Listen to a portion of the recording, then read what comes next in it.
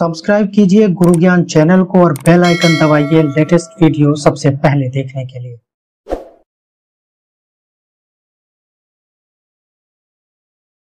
Hello नमस्कार दोस्तों, मैं हूं ए.के. उपाध्याय।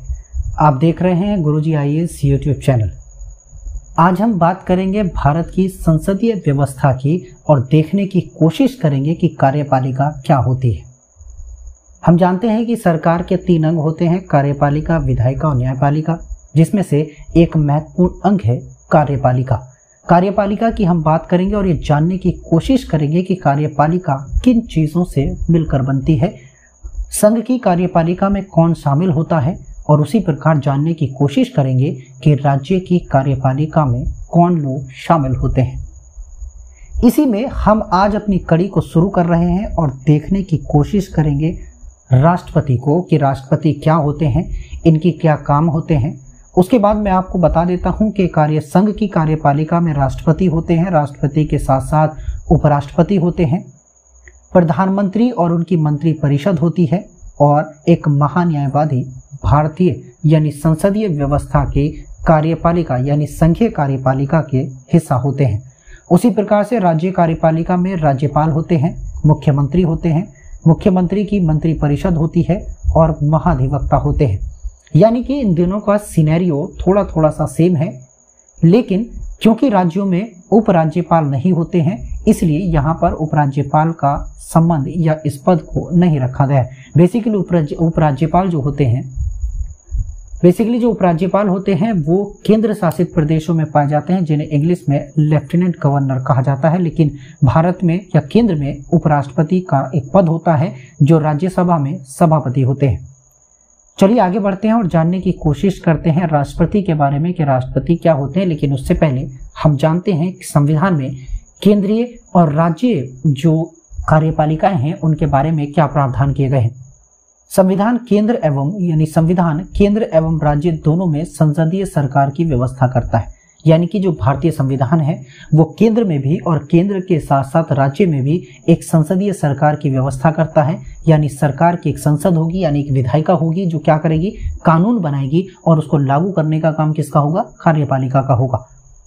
अनुच्छेद 74 और 75 में केंद्र में संसदीय स्वरूप की व्यवस्था की गई है। यानी आर्टिकल 74 और आर्टिकल 75 ये कहता है कि संसद का जो स्वरूप होगा वो केंद्र में उसकी व्यवस्था करता है। आर्टिकल 74 में कहा गया है कि राष्ट्रपति द्वारा मंत्री परिषद का गठन किया जाएगा। ठीक है, क्या किया जाएगा, मंत्री परिषद का गठन किया जाएगा। आप जानते हैं कि राष्ट्रपति जो महत्वपूर्ण संवैधानिक पद होते हैं उनकी नियुक्ति करता है। उसमें से एक नियुक्ति प्रधानमंत्री की भी होती है, और प्रधानमंत्री के साथ साथ मंत्री परिषद की यानी प्रधानमंत्री की सलाह पर राष्ट्रपति क्या करते हैं, मंत्री परिषद की नियुक्ति करते हैं।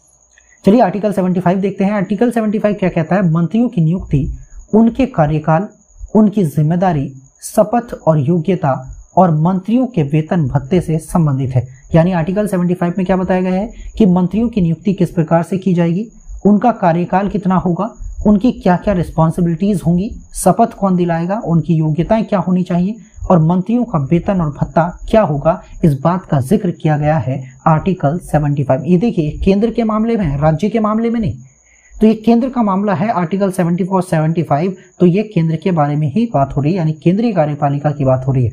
अब राज्य कार्यपालिका पर आए तो आर्टिकल 163 और 164 में राज्यों में संसदीय व्यवस्था का प्रावधान किया गया है। क्लियर हुआ। आर्टिकल 163 क्या कहता है कि मंत्री परिषद द्वारा राज्यपाल की सहायता एवं सलाह देना। ठीक है, यानी क्या कहा गया कि राज्यपाल जो होगा राज्यों में वो मंत्री परिषद की सलाह से काम करेगा। यानी कि मतलब ये कि जो एक मंत्री परिषद होगी वो मंत्री परिषद राज्यपाल की सहायता करेगी और उसको समय समय पर क्या देगी, सलाह देगी। ये आर्टिकल 163 में हमें बताया गया है। आर्टिकल 164 क्या कहता है कि राज्यपाल द्वारा मुख्यमंत्री की नियुक्ति किया जाना।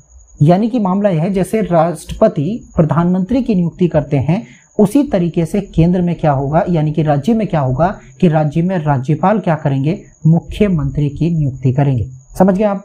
चलिए आगे बढ़ते हैं। अब क्या कहा गया है कि कार्यपालिका अपनी नीतियों, देखिए क्या है, ये थोड़ी सी टाइपिंग मिस्टेक है, तो यहाँ पर कहा गया अपनी नीतियों, क्या कहा गया, अपनी नीतियों, यानी कि कार्यपालिका अपनी नीतियों एवं कार्यों के लिए, किसके लिए, अपनी नीतियों और कार्यों के लिए विधायिका के प्रति उत्तरदायी है। अब देखिए इसको समझते हैं क्या है। देखिए विधायिका का क्या काम होता है, विधायिका का काम होता है कानून बनाना। क्लियर हुआ? विधायिका का क्या काम, कानून बनाना। उसी प्रकार से कार्यपालिका का क्या काम होता है, कार्यपालिका का काम होता है कानून को लागू करना। क्या होता है, कानून को लागू करना। अगर कानून विधायिका के द्वारा बनाया जा रहा है और उस कानून को लागू किया जा रहा है कार्यपालिका के द्वारा, तो विधायिका ये भी तो पूछ सकती है कि भाई हमने जो आपके लिए कानून बनाया था वो आपने किस प्रकार से लागू किया है, एज इट इज किया है कि नहीं किया, या उसमें बदलाव कर दिया है। ठीक है, अगर सेम तरीके से काम चलता है, यानी कि कार्यपालिका और विधायिका ऐसे कानूनों का निर्माण और लागू करते हैं जिससे संविधान का उल्लंघन ना हो या किसी भी व्यक्ति के फंडामेंटल राइट्स का यानी कि मौलिक अधिकारों का उल्लंघन नहीं हो रहा है, तो वो लागू रहेंगे। वरना बीच में कौन आता है, न्यायालय आता है, और न्यायालय ये कहता है कि भाई अगर आपने कानून संविधान के अकॉर्डिंग नहीं बनाया है तो इस पर हम क्या करेंगे, इसकी समीक्षा करेंगे, रिव्यू करेंगे। ठीक है, अब नोट देख लेते क्या है कि राष्ट्रपति शासन व्यवस्था में ऐसा नहीं होता है, यानी कि जहां पर राष्ट्रपति शासन व्यवस्था है यानी प्रेसिडेंशियल सिस्टम है, तो वहां पर ऐसी व्यवस्था देखने को नहीं मिलती है। वहां पर राष्ट्रपति सुप्रीम होता है।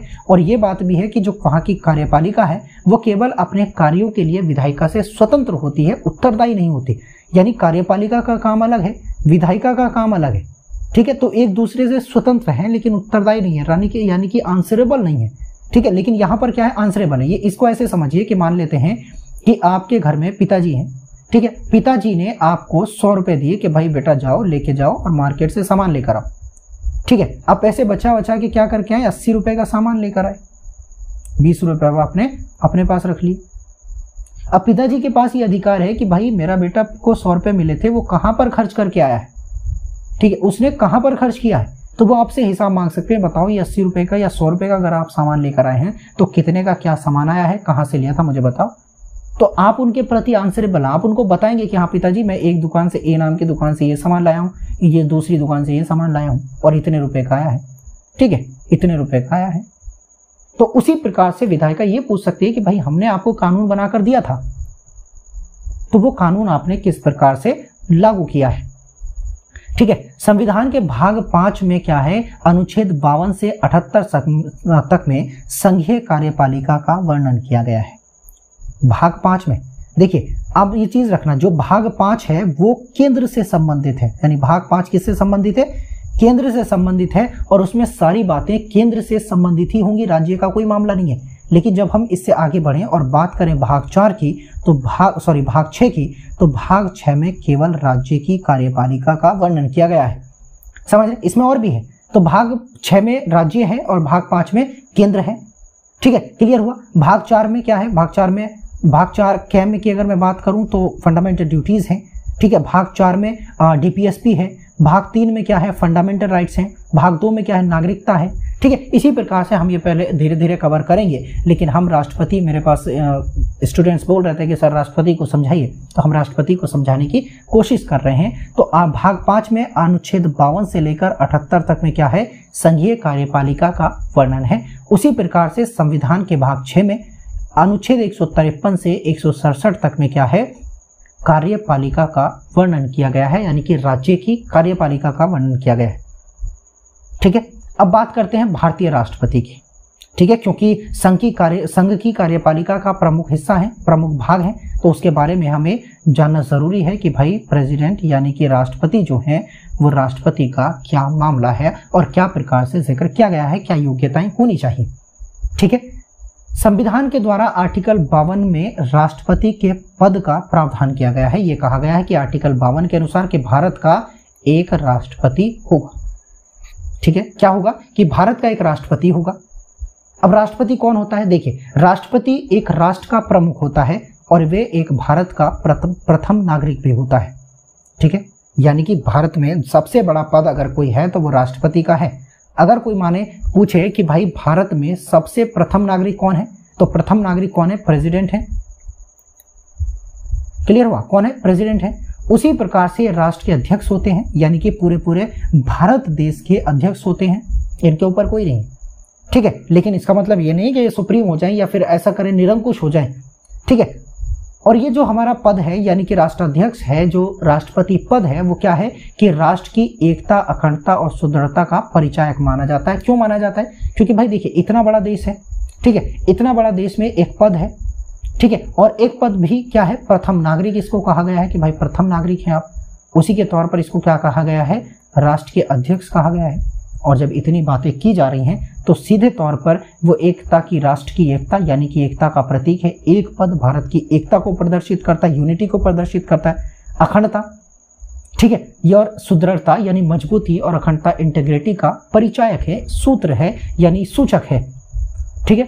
संविधान में संघ की कार्यपालिका शक्तियां राष्ट्रपति को प्राप्त होती है, ठीक है, यानी संघ की कार्यपालिका जितनी भी शक्तियां हैं वो किसको प्राप्त हैं, राष्ट्रपति को प्राप्त हैं, किंतु वह वास्तविक शक्तियां प्रधानमंत्री एवं उसकी मंत्री परिषद में निहित होती है। अब देखिए क्या है, अब दो चीजें हैं, मैं थोड़ा सा इसको मिटा देता हूं, इरेज कर देता हूं, थोड़ा सा समझते हैं, रुके।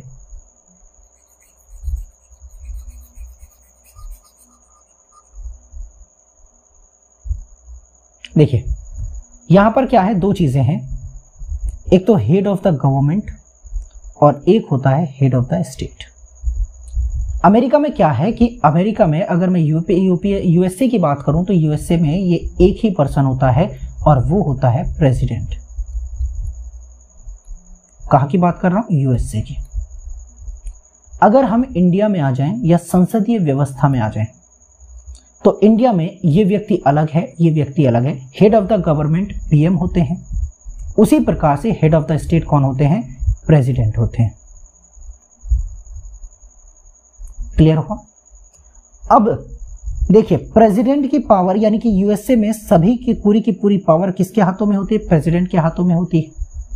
लेकिन हमारे यहाँ जब संविधान बन रहा था तो संविधान निर्माताओं ने ये नहीं चाहा कि भाई हम पूरी की पूरी सत्ता या शक्ति एक के हाथों में दे दें। हो सकता है क्योंकि उन्होंने ऐसा माना होगा कि उस समय भारत आजाद हुआ था अंग्रेजों से, और उन्होंने सोचा कि अगर किसी को एक शक्ति दे दी जाए यानी एक सुप्रीम पावर बना दिया जाए तो हो सकता है कि वो राजा निरंकुश हो जाए, क्योंकि उसे सरकार चलाने का अनुभव नहीं है। तो उन्होंने हेड ऑफ द गवर्नमेंट और हेड ऑफ द स्टेट दो अलग लोगों को बनाया। उन्होंने कहा कि हम जो कार्यपालिका शक्ति होंगी वो प्रधानमंत्री को देंगे, लेकिन राष्ट्रपति को देंगे, और वास्तविक शक्तियां यानी उन कार्यपालिका शक्तियों का प्रयोग कौन करेगा, प्रधानमंत्री करेगा, यानी एक दूसरे के बिना कुछ नहीं है। अब यहां पर देखिए प्रेसिडेंट के पास पावर है लेकिन वो उसका यूज नहीं कर सकते, और प्रधानमंत्री के पास पावर नहीं है लेकिन फिर भी वो उनका यूज कर सकते हैं। ठीक है, यह है भारत की संसदीय व्यवस्था। क्लियर हुआ? अब आर्टिकल 53 क्या कहता है? आर्टिकल 53 में यह कहा गया कि राष्ट्रपति अपनी कार्यपालिकीय शक्तियों, ये अपनी है, देखिए ये टाइपिंग मिस्टेक है, आप इसको छोड़ दीजिए, यह है अपनी। राष्ट्रपति अपनी कार्यपालिकीय शक्तियों का प्रयोग स्वयं कर सकता है या फिर अपने अधीनस्थ अधिकारियों के माध्यम से कर सकता है। यानी राष्ट्रपति को यह छूट दी गई है कि राष्ट्रपति के पास जो कार्यपालिकीय शक्ति हैं यानी जो एग्जीक्यूटिव पावर्स हैं वो या तो वो अपने खुद से अपने आप से यानी सेल्फ इनका प्रयोग कर सकता है, या फिर उनके प्रयोग करने के लिए किसी अधिकारी यानी अपने अधीन किसी अधिकारी को नियुक्त कर सकता है। क्लियर हुई चीजें? आगे बढ़ते हैं। ठीक है, अब यहां पर क्या हो रहा है, इधर देखिए, यहां पर हम राष्ट्रपति के निर्वाचन की बात करेंगे कि राष्ट्रपति का निर्वाचन किस प्रकार से होता है। राष्ट्रपति के निर्वाचन की जो प्रक्रिया बताई गई है वो आर्टिकल 54 में बताई गई है। संविधान के अनुच्छेद 54 के तहत राष्ट्रपति का निर्वाचन जनता द्वारा प्रत्यक्ष रूप से नहीं किया जाएगा बल्कि एक निर्वाचक मंडल के सदस्यों द्वारा किया जाएगा। अब क्या मामला है? प्रत्यक्ष इलेक्शन, प्रत्यक्ष यानी डायरेक्ट इलेक्शन, और डायरेक्ट इलेक्शन यानी कि जनता सीधे तौर पर क्या करती है, वोट करती है।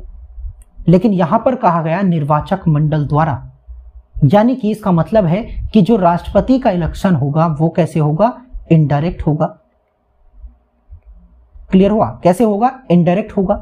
और इनडायरेक्ट होने का मतलब है कि जनता सीधे सीधे इसमें वोट नहीं डालेगी, यानी कि जनता के द्वारा चुने गए कुछ लोग होंगे जिन लोगों को यह अधिकार दिया जाएगा कि भाई आप राष्ट्रपति के इलेक्शन में या उसके चुनाव में वोट करने के अधिकारी होंगे। अब इसके लिए कुछ लोगों को अधिकार दिया गया, निर्वाचक मंडल यानी कि इलेक्टोरल कॉलेज बनाया गया और इलेक्टोरल कॉलेज में कुछ लोगों को शामिल किया गया। अब हम जानने की कोशिश करेंगे कि वो कौन लोग होते हैं जो राष्ट्रपति के निर्वाचक मंडल यानी इलेक्टोरल कॉलेज का हिस्सा होते हैं और कौन वे लोग होते हैं जो राष्ट्रपति के चुनाव में हिस्सा नहीं ले सकते या इलेक्टोरल कॉलेज के सदस्य नहीं हो सकते। ठीक है, पहले बात करते हैं भाग लेने वाले सदस्यों की। देखिए, इसमें पहला है कि संसद के दोनों सदन यानी कि लोकसभा और राज्यसभा के निर्वाचित सदस्य। कौन से सदस्य? केवल और केवल निर्वाचित सदस्य यानी कि वो सदस्य जिनको जनता ने चुना है, वोट देकर चुना है, जैसे एमपीज होते हैं। ठीक है, एमपी यानी कि सांसद होते हैं। लोकसभा और राज्यसभा में जो सांसद होते हैं, जो इलेक्टेड होते हैं, जो इलेक्शन जीत कर आए होते हैं, वो लोग इसमें शामिल होंगे। ठीक है, दूसरे वो लोग शामिल होंगे जो राज्यों की विधानसभाएं हैं। कौन है? राज्यों में जो विधानसभाएं हैं उनके निर्वाचित सदस्य। निर्वाचित यानी कि इलेक्टेड मेंबर्स यानी कि जो विधायक होते हैं जो जीत कर आते हैं। और उसके साथ साथ केंद्र शासित प्रदेशों को भी इसमें दिया गया है कि केंद्र शासित प्रदेशों यानी दिल्ली और पुदुचेरी की विधानसभाओं के निर्वाचित सदस्य। ठीक है, कौन कौन सी चीजें हैं? संसद है, क्या है इधर देखो, संसद है, विधानसभा है और विधानसभा में दिल्ली की विधानसभा है और पुदुचेरी की भी विधानसभा है।